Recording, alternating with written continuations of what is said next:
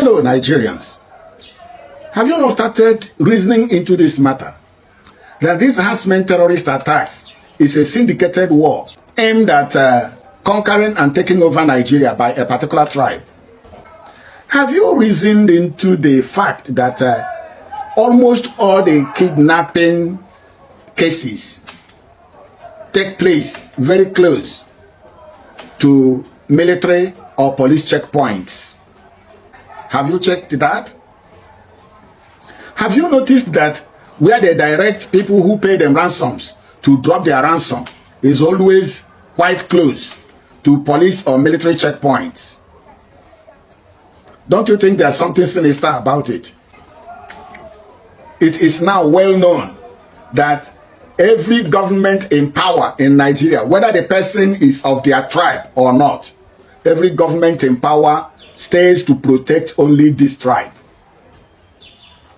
And you think there's nothing special about it. It doesn't matter whether it is federal government, state government, or local government. Every one of them are in office to protect this one tribe.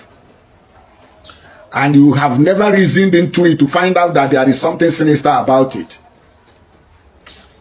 Have you noticed that the police uniform that these criminals wear, the military uniforms that these criminals wear in operations, that it may not be borrowed, it may be their official uniforms, including the weapons they carry? I don't know if you are reasoning. Now, have you found out the reason why the military can fight and kill Nigerian civilians and leave the terrorists, the herders, the Boko Haramites?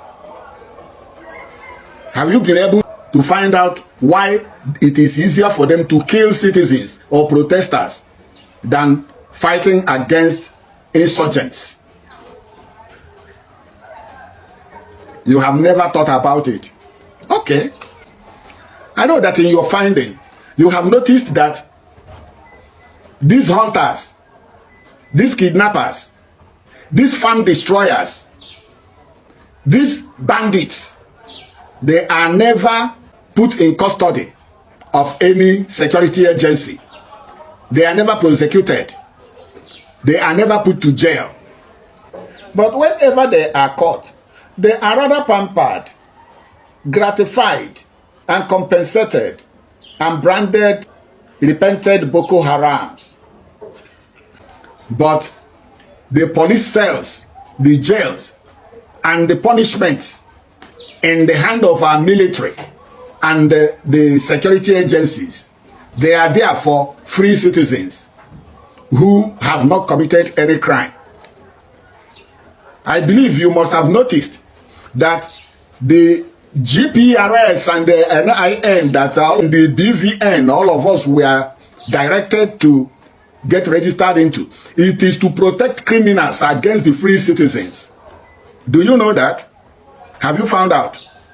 Okay, keep thinking. I don't know if you have noticed that each time these hoodlums chase away any community from their place, that government will rather carry that community and put them in an IDP camp and then keep the enemies, the occupiers, the people who chase them out. They allow them to take over the place, keeping the owners of the houses in IDP camps. Do you know who is working for who now? Do you know who is a free citizen in Nigeria and who is the criminal? I don't know if you have noticed that anyone that gets connected into the Nigerian politics, is obvious that this person must be on oath, that he must commit totality of his service into protecting this one tribe, even against his own self. That person who is representing your community in government, check whether he is working for your community or he is working for this tribe. These things are obvious. Does anyone understand that these attacks on farmers is systemic? Mainly proposed to stop our people from farming, so that hunger will kill all of us, and we are feeling the heat now.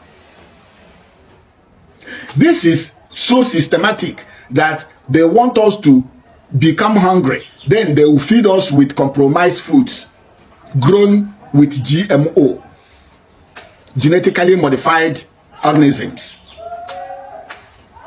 so that all of us will be poisoned. Some people are fighting to take over the whole of our land, and we are playing.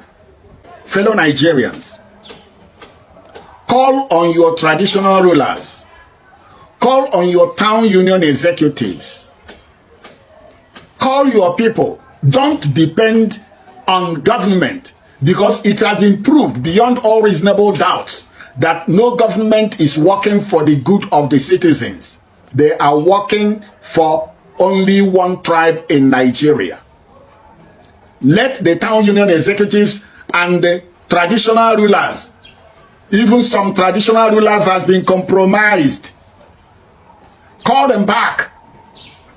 Form organization of hunters to protect yourselves, to defend yourselves, to protect your land. That is very, very important. It is very, very important. You don't joke about it. Every time your people come out to shout that some people, marauders, kidnappers, terrorists come to ravage your community, you are being laughed at. The noise should cease. Walk behind the scene. Protect your land. That's what I can say. If you have understood that being a hunter and carrying firearm about, you can take it from Sokoto to Port Harcourt and nothing will happen, then pick up your own. The Uromi 16 has taught us a lesson. Make good use of the lesson you have learned. Hearken to the advice of people like General Theophilus Danjuma and the DSS director and other well-meaning Nigerians. Protecting yourselves is the biggest business in the now. Because if you cannot protect yourself, you cannot stay alive to continue to be a native of your community. Form your own defense organization. Brand it Hunters Association. And then do the good business of protecting your land. That is very, very important.